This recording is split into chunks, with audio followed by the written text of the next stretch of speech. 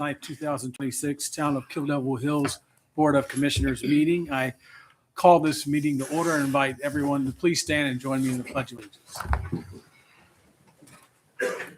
I pledge allegiance to the flag of the United States of America and to the republic for which it stands, one nation, under God, indivisible, with liberty and justice for all.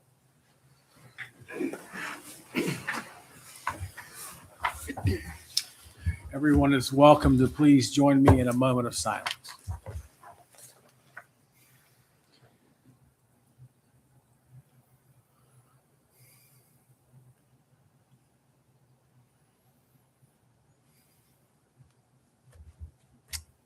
All right. Our next item on the agenda is our agenda approval. We have an agenda before us. I'll make a motion to approve the agenda. I'll second. We have a motion and a second. Any further discussion? Hearing none, all in favor, please indicate by saying aye. Aye. We have an agenda. All right, now is the time we set aside for public comment. This is an opportunity for anyone in the audience to address the board on any topic of their choosing that pertains to the town. We do ask that you, when you're called upon, approach the podium, speak into the microphone, identify yourself by name and address. There will be no debates. Please keep your comments to 3 minutes if you're speaking as an individual, or 5 minutes if you are speaking on behalf of a group. The floor is open if anybody would like to take advantage of this time. Go. Yeah. Hello. Hey, I'm Katie Morgan. I live in Collington. Your address, please, ma'am. I'm sorry, Your address. 101 Maddox Crossing. You're welcome. So I came out tonight just because I had, I guess, a question and a comment, two things. I was out. I'm a big proponent of the disc golf course. I think we all know that here. I was out playing disc golf the other day, and I felt Terry, he was really a big supporter of the disc golf course, and it just made me start thinking about everything. And I was like, I called Bob Sanders today, and he's the NAG's head commissioner and also one of the heads of the disc golf club, which is highly successful, hugely popular. People come here to play disc golf. Anyways, the point of the story is that I was playing. I called him. I said, hey, weren't there all kinds of markings out on this course, because I thought that it was going to be considered that y'all were going to build a pavilion and a parking lot and some things like that. And I guess my question was if anything like that was happening. And also I remember Bob had mentioned that there was going to be a committee possibly formed with the local disc golf club just to kind of make sure that everybody, thought everything was going well. And he had said that nobody had reached out to him about that. So I didn't know if that committee was still happening. And then my comment was, wouldn't it be, this is just something I thought out there, wouldn't it be amazing and awesome if we did name like the big pavilion after Terry or in honor? Because I know that was a huge thing. I talked to him a lot on the phone about it. I don't know, just a thought. And like I said, just questions, because I remember seeing, I can't think of the markings out there on the course a while ago. So yeah, that was all. Thank you. Thank you. Thank you. I saw another hand pop up.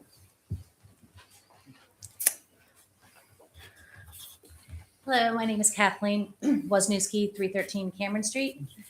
Good evening. I'm here today on behalf of the League of Women Voters, wanting to present you guys with the 2026 Citizens Guide. This is a guide that's filled with all kinds of information, state, federal, local government information, election information, all kinds of things that people like. This is our 37th year presenting them, and we're in the midst right now of distributing, and I get a little waverly when I speak in public, so excuse me. We're right now distributing 6,400 throughout Dare County, from Duck to Hatteras Village to Mainland, Roanoke Island. And you can find them in libraries at the towns, at businesses, all throughout. Wanted to come out here to present these to you all and also thank the town for their gracious contribution. We have sponsors on the back that have helped make this happen. That's financially, as well as town employees have answered questions to make sure that this is the most accurate information possible. So the League of Women Voters, just so you guys know, is a nonpartisan political organization that encourages informed and educated, active participation in government. And we influence public policy through education and advocacy. And this is part of our process. Membership is also open to anyone of voting age, men and women. So thank you, the town of Killable Hills. Who shall I hand Thank you. this to? Thank you. Thank you, Kathleen. Would anybody else like to speak at this first public comment time? All right, seeing nobody else, we'll close public comment. Response to public comment. Katie, I'm so happy to hear that you enjoyed disc golf. I think I think our board wholeheartedly agrees with you that it is a wonderful resource that we certainly prioritize. Improvements to the disc golf course has been a priority of ours for a long time. We're still looking for ways to incorporate those in future planning and future capital investments. That hasn't changed. I don't have can I give you an exact timeline? And we're going to break ground and do things, not today, but that is definitely something that's been important to us and hasn't changed for quite a long time. To my knowledge, at this time, there is no committee in discussion for improvements. Talking about Terry's legacy and committee work, the West Side group invested lots of time, and I think we have some West Side group members maybe here, really looking into that and prioritizing, pedestrian uses and really maximizing that space as well. And in regards to, potentially naming a future improvement after Terry's memory, I think that is definitely something that's on our list. It's definitely top of mind for us. We're just going to kind of, when that opportunity arises, take advantage of it. But yes, Terry hasn't gone far from our hearts and minds, and that won't happen. Kathleen, I love those books. It's they're a wonderful resource to share and have around Dare County.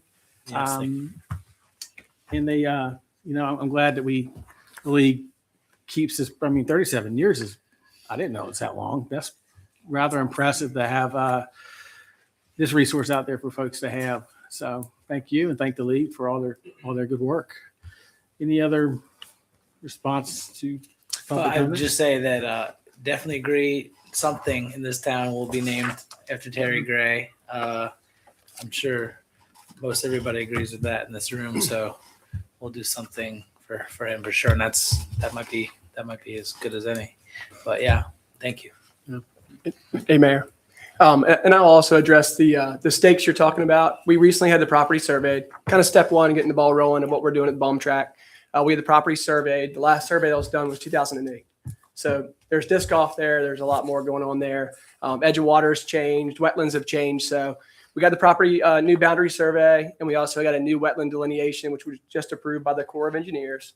That's good for 5 years. So now we can kind of start the concept planning stages, really what we want to see there. So mapping the holes of disc golf and what's actually there and being used was important to really see what other kind of space we have and how other things may work. So we'll be looking for services for some concept design and stuff that we'll bring back to the board, and then that'll be opened up, in a public setting. So that's kind of where we are and where we're going. Thank you, Cameron. Welcome. Any other response to public comment?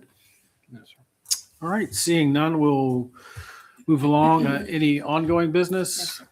All right, we can move along. New business, item number 1, proposed amendment to Chapter 93, nuances, ordinance 93.01, certain conditions declared nuisances, clarify business code compliance. Cameron? Yes, thank you.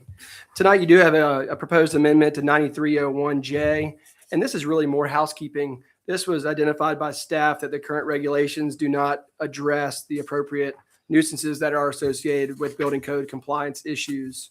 The proposed amendment clarifies that all construction that poses a risk to public safety are considered a nuisance, and this is the following language as you can see on the screen.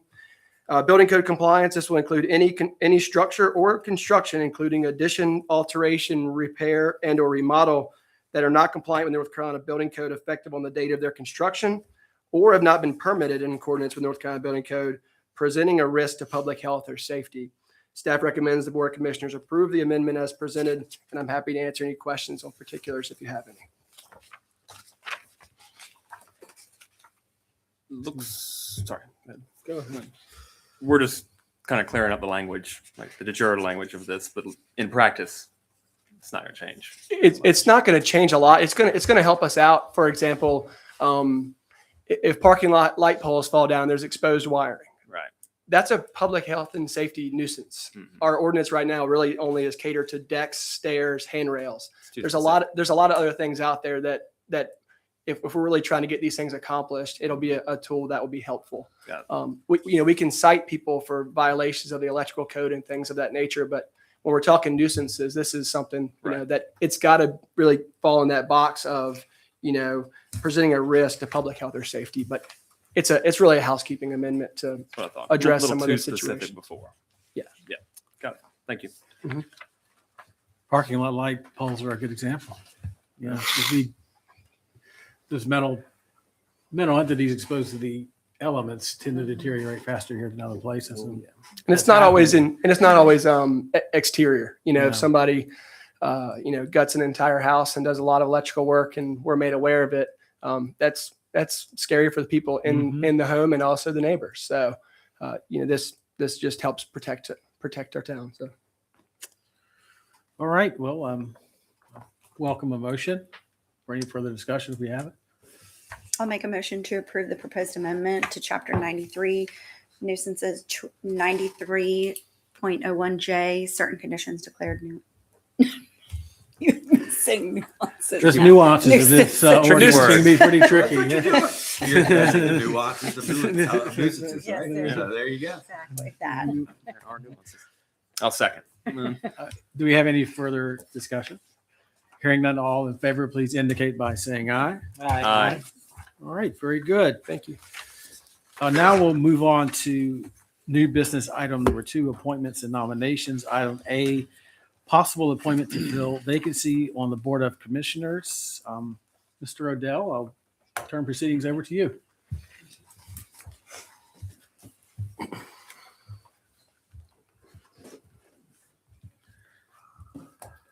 Mayor and Commissioners, good evening. At your January 12th, 2026 meeting, the board unanimously approved the timeline and process by which to fill the vacancy created by the death of sitting Commissioner Terry Gray Sr. on November 27th, 2025. As part of the process, interested residents had to submit an application by February the 2nd, 2026. And then my office then transmitted those applications to you for review, in which you as individuals could then meet with the applicants that were qualified, which that we forwarded over to you to be considered this evening.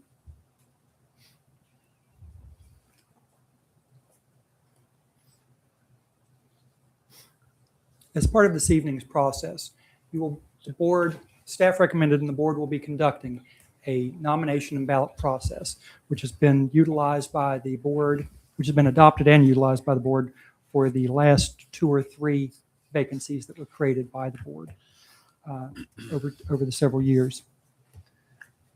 So what is going to occur is I will entertain a nomination, and as per your rules of procedure, any nomination requires a second. So that means that if I would nominate Casey Varnell, if he were qualified. Oh, boy. Luckily, he is not. No. He, like I, live in Kitty Hawk. That's one of the things. Then if I had a nomination, a second would be required for the person to be considered.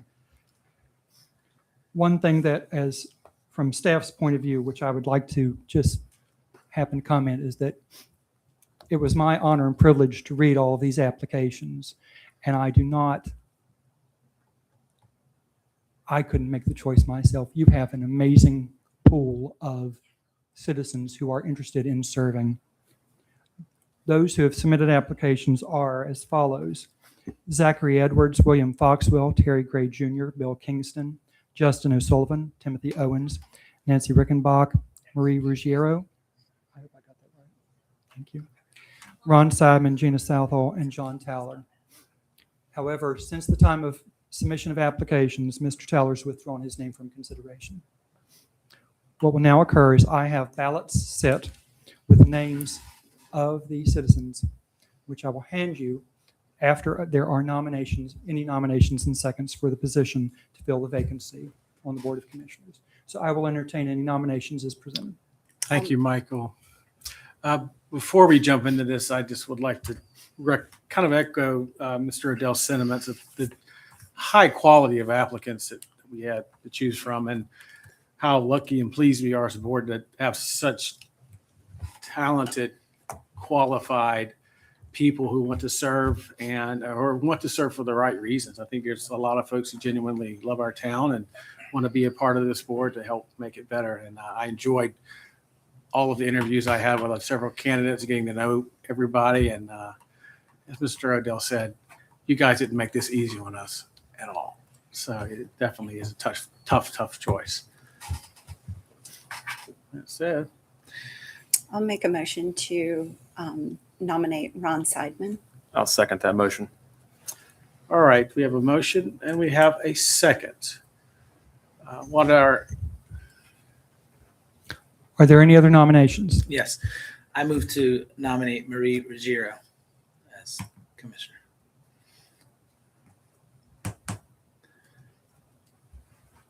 Is there a second?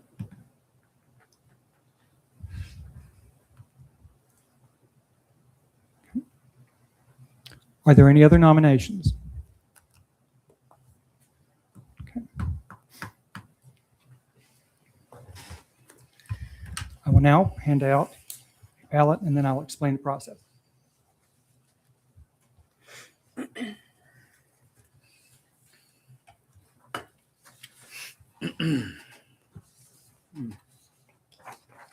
Thank you, sir.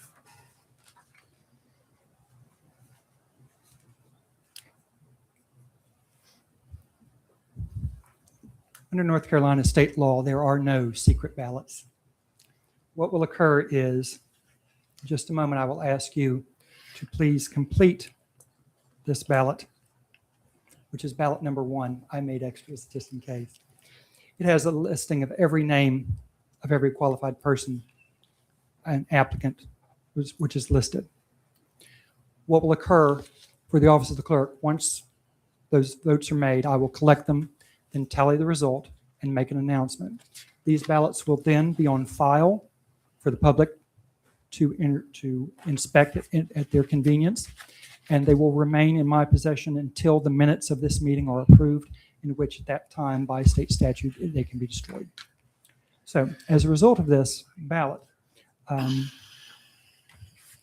vote must be made and your signature must be at the bottom of it. So also, just to make you aware, there has only been one actual nomination that is made, and that is for Ron Seidman. Mr. Ruggiero had a nomination, but there was no second. So technically, procedurally, through Robert's Rules of Order, it dies for lack of a second. So that is not an option to vote. I apologize. It's the rules of Robert. So if you will please make your vote, sign your ballot, and then I will collect them momentarily.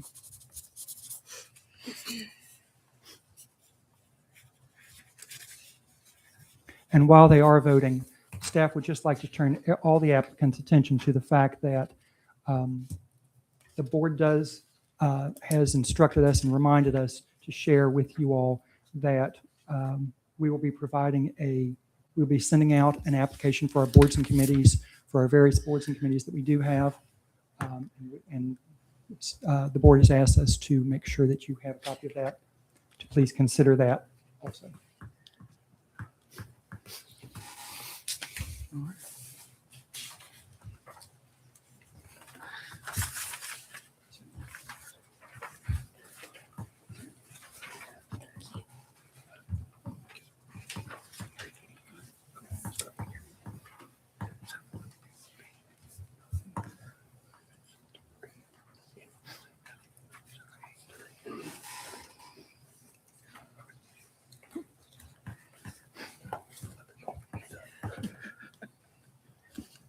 The Office of the Town Clerk sees that there are 4 votes for Ron Seidman.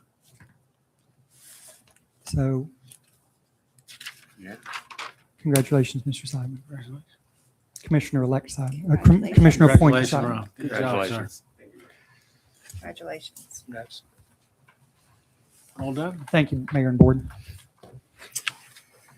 All right. Congratulations, sir. All right. We can move on to. Pardon? Yes. Item B.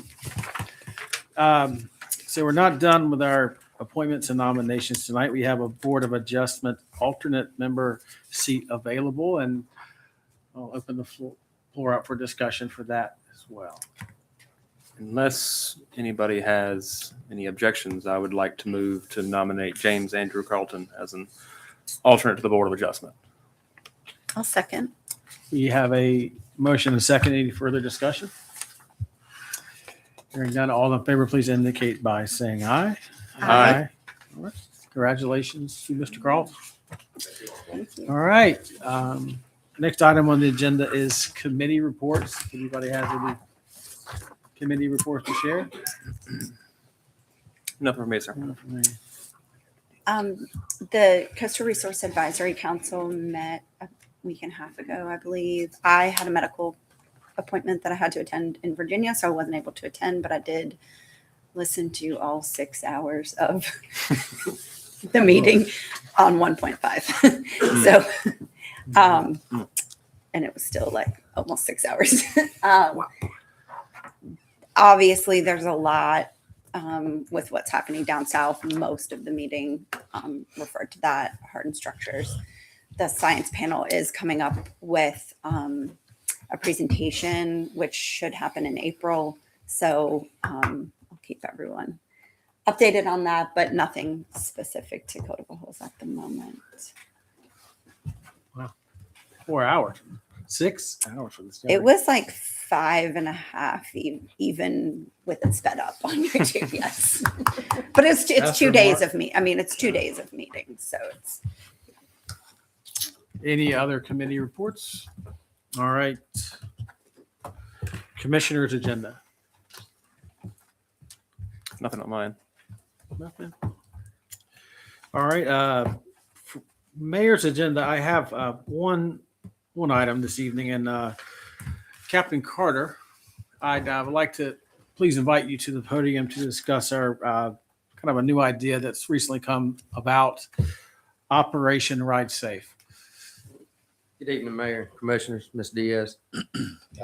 Operation Ride Safe was something we were asked to look into for e-bikes. There's quite a few of them on our multi-use paths now, sidewalks, whichever way you want to prefer it.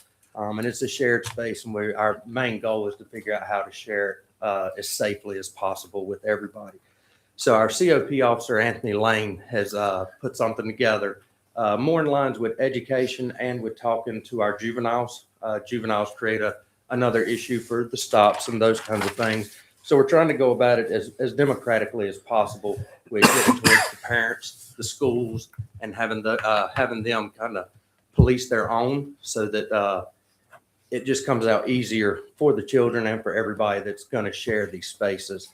So he's doing that he's meeting with the school resource officers, trying to meet with the principals. He's spending time out on Bay Drive, if it's nothing more than asking them to make sure they wear a helmet, make sure they share, that they drive or ride as safe as possible, and just being out in the public to make everyone aware that we do have to share these spaces and do it as safely as possible. That's pretty much the overall of it. We're compiling data, talking to the kids and talking to the schools, and trying to ensure that all the e-bikes are actually e-bikes. And for those, we'll be trying to make sure that we get to the parents and those things first, to give them a chance to correct all of that on their own. And then I'll be happy to take any questions from you that you may have. I'll just say I believe wholeheartedly in the kids of this town, and there's some they're really spectacular young men and women. And I think that, yes, with just simple education and working with them, not against them, you're going to, get the response you want. Because, again, we have really, good school here, good parents, good families. And just don't want them to feel like they're being attacked. At the same time, educate them. Obviously, helmets. We've been on that for a long time, but certainly on an e-bike, and then the speed that goes, and then just educating them about sharing the multi-use path and all the various things. That they're not drivers yet; they don't understand necessarily everything, how to yield, how to stop. So. And The more that- education, I believe, that'll work. That's what we're hoping for, because this span of kids is not just, say, high school kids. I've met them as young as in 5th grade, I think, that Officer Lane has already, and spanning through there. So there's a huge spread of age groups and maturity amongst that. And that's the best way right now we can figure out how to, keep everybody in the town happy and safe. Because to there have are a good time. many motorcycles, in all, for all intents and purposes. Really. And some of those we'll be looking at to ensure that they meet the laws of Yes. North Carolina as best we can. Oh yeah. Thank you and everybody with the police department for putting this together. And I think Officer Lane is a wonderful representative to be interacting with kids. I've attended a bike safety course he did for Cub Scouts, and he really has the people skills to relate to young people of all ages. And I think, having him out modeling the right behaviors and teaching kids how to handle these things safely is a great way to invest his and our town's time. So thank you. He is, and so far he's been doing it at least twice a day right now, trying to reach all of these kids. That's good. Very good. Yes, sir. Thank you. All right, thank y'all. Thank you. Cap. Thanks, Captain. All right. Town manager's agenda. Yes, sir. I do have something this evening. As the board knows, we currently lease the property that the Chamber of Commerce building is on, and that lease is coming up for one of its renewals. The board has indicated to staff that they are interested in leasing a portion of the old Town Hall Fire Station to Mustang Music Outreach Program, which is a 501c3 nonprofit. We've been working with them on providing community-based music education, outreach, and relatable charity events that benefit the visitors and the residents. So through the consensus with the board, we've been exploring different options with that. What we're presenting you with this evening is the information that's governed by General Statute 160A 272, which requires a 30-day public notice period before the municipality may consider entering into lease arrangements. And that's simply what this is. It's putting the public on notice that we are looking at these two leases. The Mustang Music Outreach would be a new lease, and the Chamber would just be a continuation. And these will be on future agendas for your actions. Thank you. Thank you. If I could add to that too, just just to clarify or add some additional information as to why we were requesting that you all seek this out. John and I have been working on Stay the Child, and one of the biggest outcomes in the surveys for Stay the Child was recreation outside of sports. This county's really good at sports, that kind of thing in terms of recreation, and we lack a little bit in outside of sports, or even alternative. We have great alternative sports, obviously, but music, fine arts, that kind of thing, we just don't have as many opportunities. And so that was one thing that we saw through that survey, in addition to the Parks and Rec survey. So it comes with a little data behind it, Yeah, instead of us just saying, there's some backup to it. really the decision to get to this point, like you said, really started at the State of the Child Conference 2 years ago, Mhm. and a need that was identified that for young people to kind of have more options in music and the arts and such, whereas an opportunity and to leverage a portion of that building for this purpose, I think, and to partner with an established nonprofit who has give them a space to grow, and they have a lot of trust and use already as a natural partnership. So thank you, town manager, for Yes, sir. moving this forward. Thank you for the guidance. Do you need you don't need a motion or? No, ma'am, we'll just continue with working with Mustaine and town in the attorneys, chamber? working with us on the lease.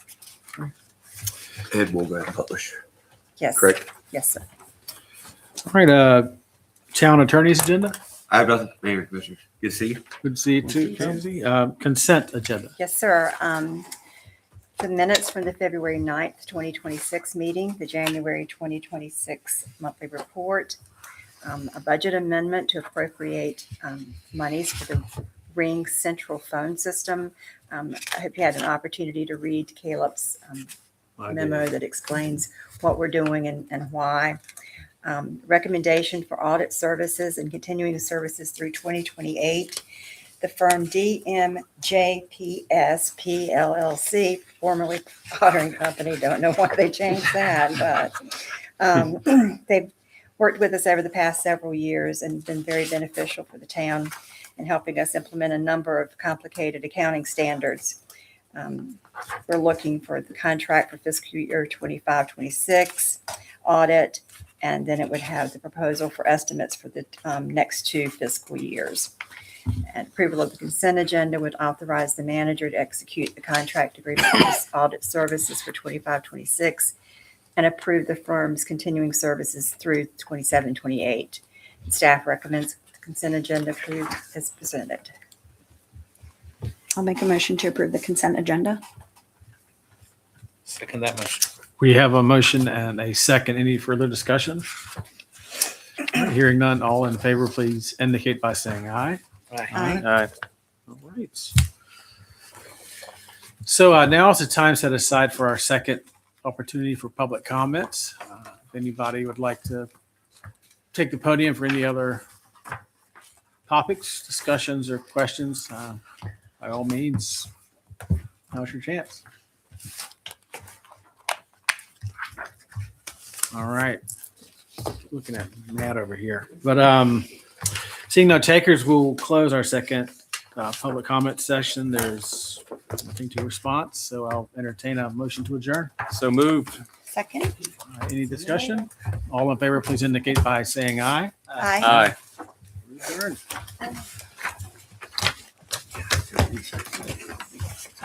This kitty hawk.